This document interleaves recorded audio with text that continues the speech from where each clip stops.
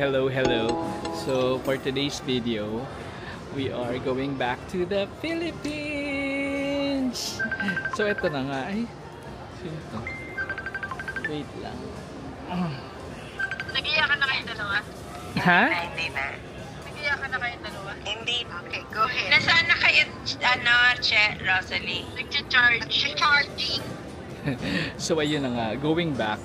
So yun, pabalik na ako today sa Philippines after ilang weeks ba? 5 weeks? 6 weeks?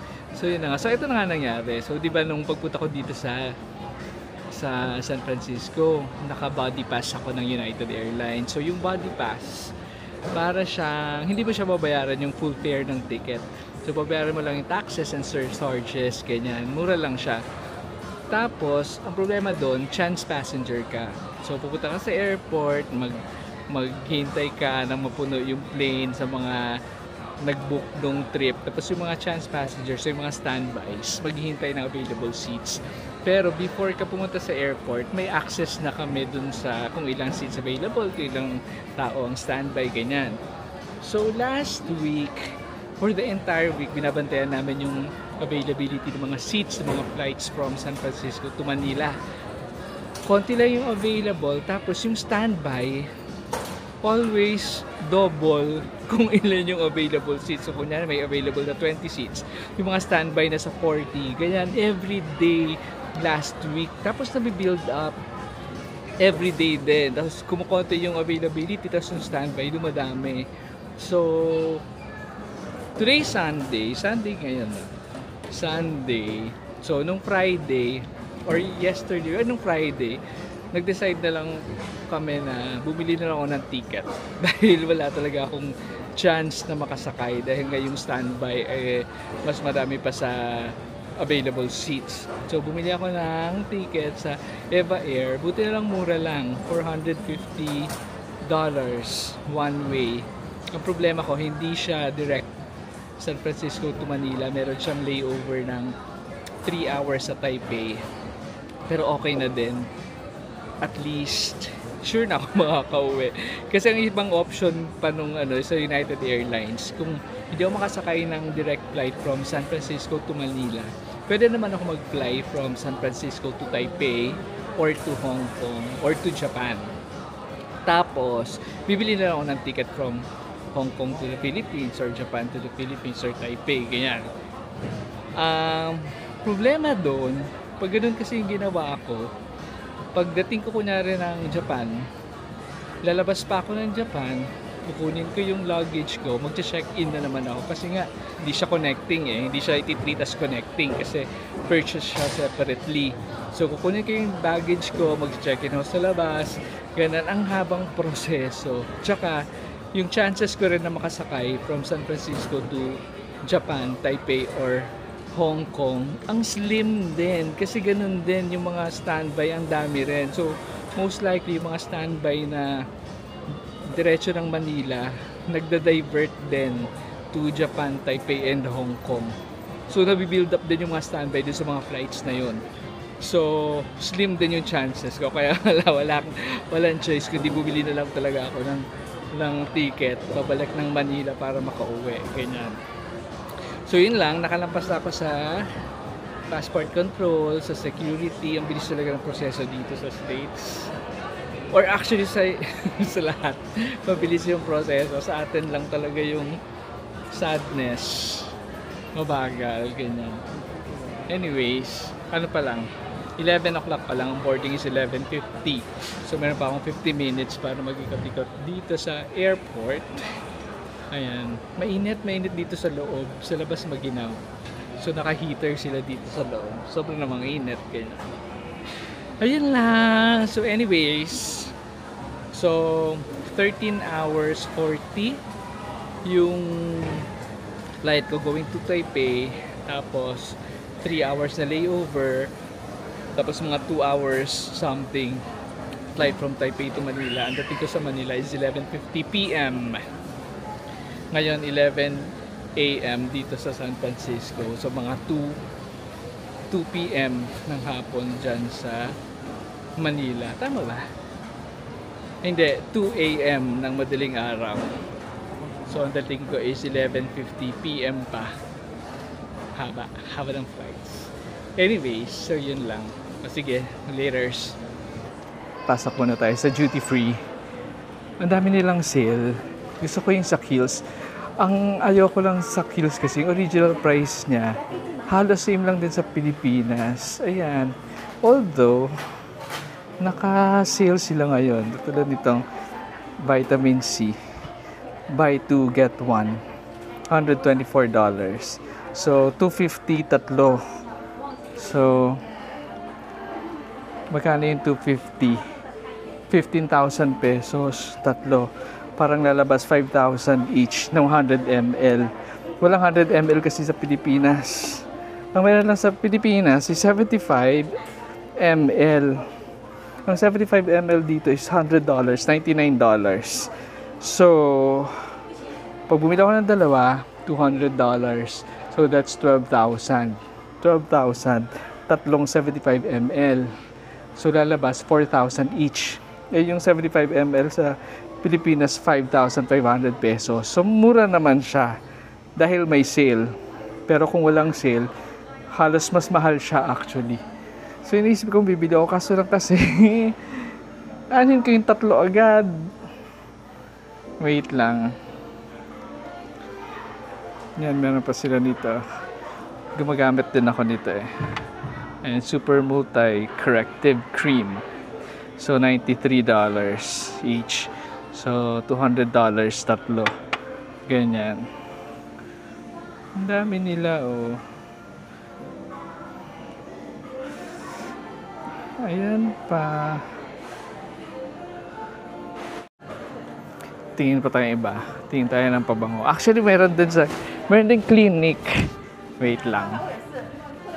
Yung moisturizer kasi ng Clinique.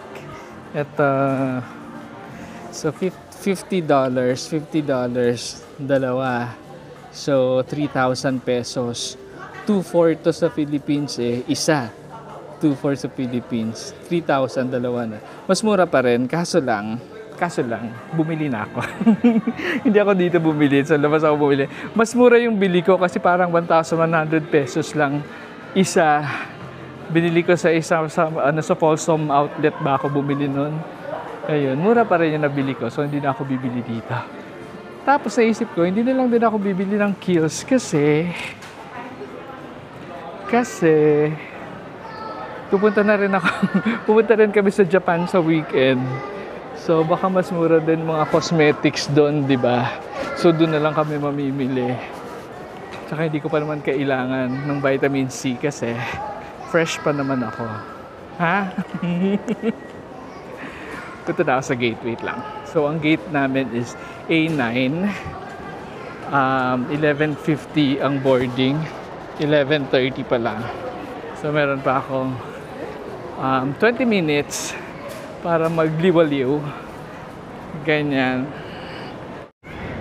So, yun. Happy na rin ako. Nakabili kami ng ticket. Kahit bumili ako ng ticket pa uwi.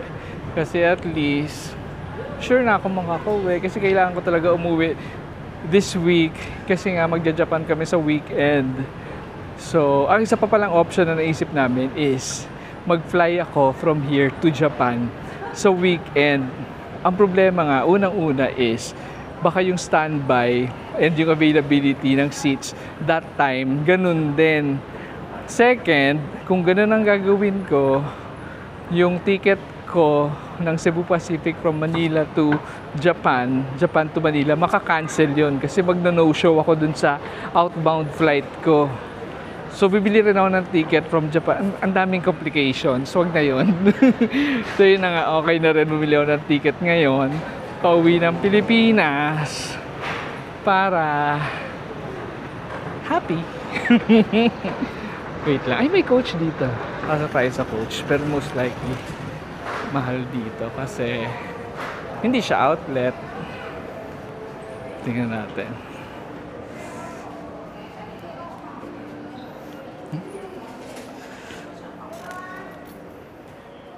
Nice.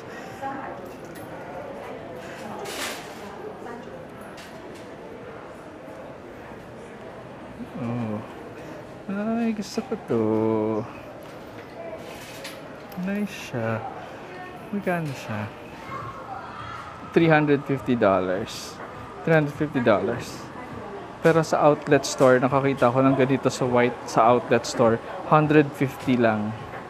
Dito 350. Ay, parang cute nito. Ay, ang cute. Tote bag. Maliit lang siya. Magkano kaya? Na natin.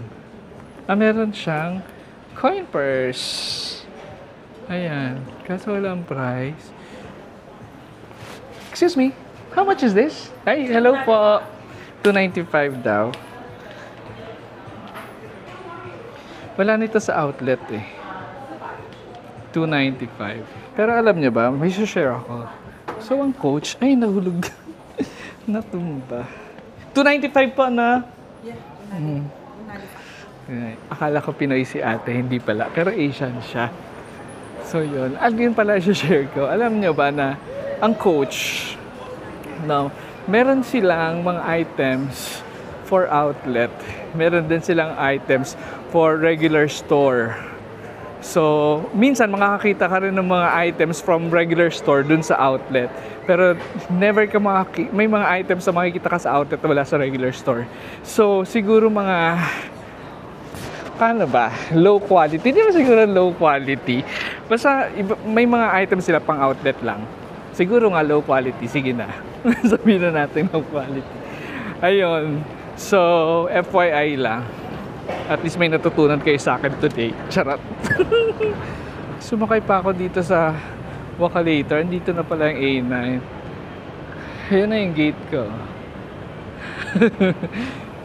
Waiting na kami for boarding. So, tong flight na to, actually puno siya. So, ang dami talaga nag-uwian sa Pilipinas. So, kasi yung mga waiting, imagine mo, so United pa lang. So, most likely, yung mga na-bump off dun sa mga standby sa United, nagda-divert yan. Or bumibili ng ibang ticket sa ibang airline. So, siguro kaya puno rin to. Ang dami mga Pinoy, ganyan. Ba't sila nag-uuwian? Ang dami nga nating lindol dyan lately. Ayan, so waiting na lang kami. In a few minutes, ganyan. Ayun na nga, so in flight na kami. Tapos, nag-serve na ng food yung Eva Air. Siguro dahil budget airline talaga siya. Alam mo, ang sinerve lang yung nuts and Rice Krispies sa sachet. Tapos drinks, ganyan. Considering na yung flight namin umalis ng 12:30 p.m. So, lunch time. So, i-expect mo yung first meal. Alam mo yung full meal dapat, di ba? So, pero snacks lang yung binigay. So, siguro mamaya pa yung full meal kapag 6 hours na yung parang dinner na. Pero yun nga, sana nag-serve sila ng lunch. So, kung nag-expect ka ng lunch pag fly mo, wala. Gutom ka, ganyan. Buti na lang nag-heavy breakfast kami kanina. Ayun lang.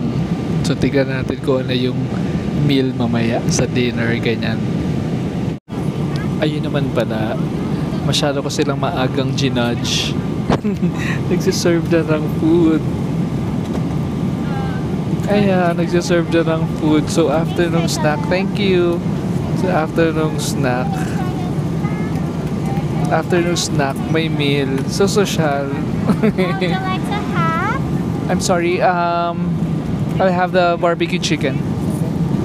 So, eto yung meal natin. So, ang choices ay chicken and pork. Pinili ko yung chicken. Ayan. Let's open. So, ayan, meron tayong barbecue chicken. May mashed potato, mushroom, broccoli. Tapos meron dito, what's that? Papaya, pineapple, and, hindi, watermelon, pineapple, and ano yung green? Cantaloupe? Meron tayo, what's that? Macaroni salad, hindi. Potato salad na may cherry tomato, ganyan. And dessert na, ano yan? Feeling ko carrot cake. That's it.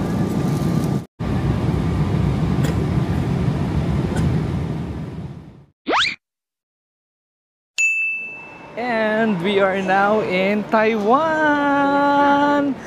Grabe! Hindi ko maalalang ganito itsura ng Taiwan airport. Kasi 2 years ago, nagpunta kami dito.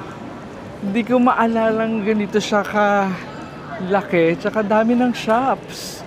Or maybe siguro nung time na yon, pagdating namin sa airport, alis agad yung ganon. Hindi na kami nag-ikot-ikot pa sa airport. Pero ang daming shops. Yan, meron ditong Saint Laurent, Bottega, Dior, Gucci. Ayan, doon ang dami pa doon. Wait lang. Ayan, meron pang Le Labo, Aesop, Moncler, Balenciaga. Wala sila mga shades. Ayan, meron. Konti lang. Ayan, may Tod's. Ang dami. Tingin tayo ng shades. Ay, ganito yung gusto kong shades. Oh, may pagka-pink. Nice. 6,450. So, times 2. 50? 50? 15? 15. Okay. 15% off daw siya. So, 6,450 less 15%. Cute din tong green na. Nice. Ito ay 5,450. 5,450. Ayan, Burberry. Burberry, Miu Miu, Armani. So ano pala, dumating kami 30 minutes earlier kasi dapat ang dating pa namin dito is 5:10 in the afternoon. Nagland kami ng 4:40. So yun, so almost ilang oras ba? Mga 13 hours. More than 13 hours yung biyahe. 13 and a half, ganyan. Kasi umalis ako sa San Francisco ng 12:30 p.m. which is 3:30 dito sa Taipei. So, parang almost 14 na rin pala. So anyways yun. So meron akong layover dito ng about 3 hours and a half. Boarding ako ng 8 and aalis ng 8:30 yung plane and darating ako ng mga 11 p.m. sa Philippines. So medyo mahaba pa yung oras ko kaya ikot-ikot muna ako dito, ganyan. Wait lang. Nagutom na ako kaya kain muna ako. In order ko dito yung number 3. Dito, hindi ko alam kung anong restaurant yan. Ay hindi, dito naman ako sa fast food. Kaya maraming choices dun pero parang mas gusto ko yung pinili ko. Ayan. Soy braised pork with rice combo. Ayan, dumating na yung order ko. Actually, ang mura niya kasi 290 Taiwanese dollars lang siya. So, times 2, 600 pesos. Tapos, meron na siyang soup, may rice, may pork barbecue, may, ano ba to? Parang mushroom. Hindi ko alam, mamaya. Tapos may century egg. Ano to? Tofu. Tsaka yan. Tapos meron pang ayan, tea. Pwede na. 6:45. 8 o'clock pa yung boarding kasi yung flight namin is 8:30 p.m. So may time pa akong kumain. Ganyan. Nabitin ako sa pagkain kanina sa plane. Yung huling meal, may choice na congee tsaka penne pasta na beef. Pinili ko yung congee. Walang, ang tabang. Hindi siya yung katulad ng lugaw natin. Sobrang tabang. Kaya, nagutom ako. Sarap! Sarap ng rice.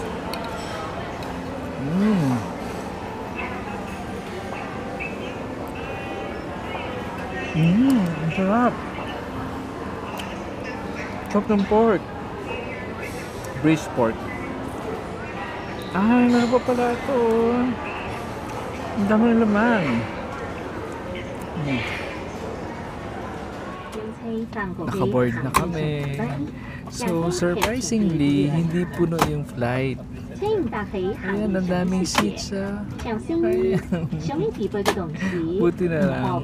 So, ano na, 8:15 p.m. Alis kami ng 8:30. Tapos mga 2.5 lang to. 2.5 hours. So, mga 11 p.m. nasa Manila na kami. Ganyan. Ang init. Sobrang antok na ako kasi sa States, ano na to, 5 a.m. sa States. Eh, wala pa akong tulog.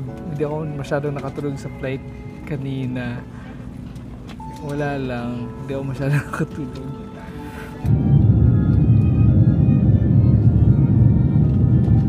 And I am back in the Philippines!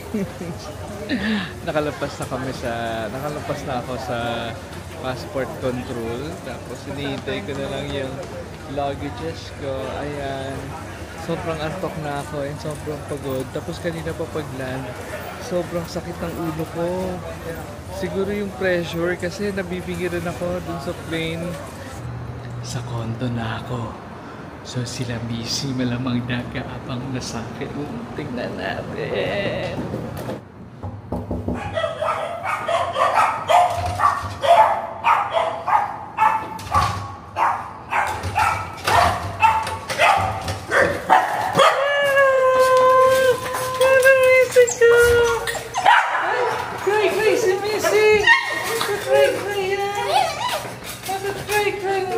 Daddy? Namiss mo si Daddy? Ay, namiss mo si Daddy niya! So yun na nga, I'm back sa condo! Yay! Miss ako nila Missy and Cookie. Asus! Asus! Asus! Ayun lang. Grabe, sobrang pagod ako. Sobrang puyat. Walang tulog. Nahihilo ako. Sakit ang ulo ko. Ganyan. Anyways, mag-ayos muna ako. Baka bukas ko ayos yung mga gamit. Sobrang pagod na talaga ako. And that's just about it for this vlog. Thanks for watching. Bye-bye!